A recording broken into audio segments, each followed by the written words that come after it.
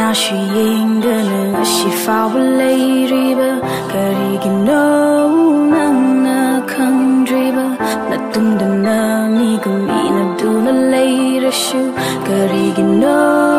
nangna udriba uraroi kanduna ushina dribara lapthoke ningliba ahenba leiba gira kaina badi namni nam wakal kaudi namloi lapthoke ningla shunang dilakho Nusibagi lambida chatle mai thi tawu toru khudimakta heta hai thi thazaba thamba yade adu manki angawa itau khakta mana uki namigum leptuna leiba siri udai khangla sukhang da sanu madudi fatte mausari kaisu aini sada lupte awaba ni yombani na thadok pangamde happy na balai jabada angawa oi hauni thazaba na makrabada kana bu thajani nangwa kana hongla su hongde ai aina lepli nangi namigum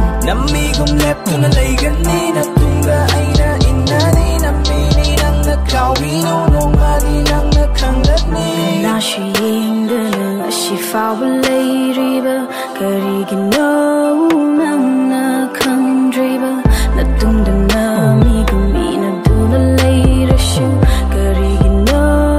nangna udriba ekakni wahoba apangbi tahoba thajaba thamluba nangi warida thajaba nama mankare masidi adubu nangi nungshibadi hongdri Naitum la e haiduna bu naitum ta bari pamde nang ai theng na rakhi blu mi ngasi fa ba kaude housing ma tam chat na bi ni sen na nung si balai thamoi seng za ba kaya ama mai chak oi re ngasi ai na saw gi khaling am day nagi khan bada ai tum day tu min na lai za bani kaude hai ning ba kaya ni ngam day hairu ba gi kana ba kari amuk lai ni oro da ba wari ni khangi wa mang ni tum da ba mi ai na haudok pa da luni tara roi na takitraba magi thamoi ni hinhalano ai ha ku isilage imit se punsigi maposigi luxury ni na pamzava ai na pamzava din na chamzava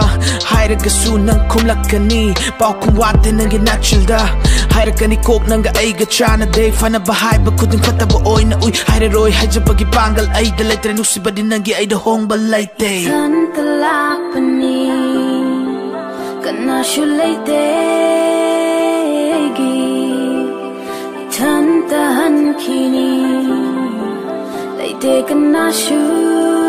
ay bukam na ba Kanashu yingana nga shifaw balay ba Karigino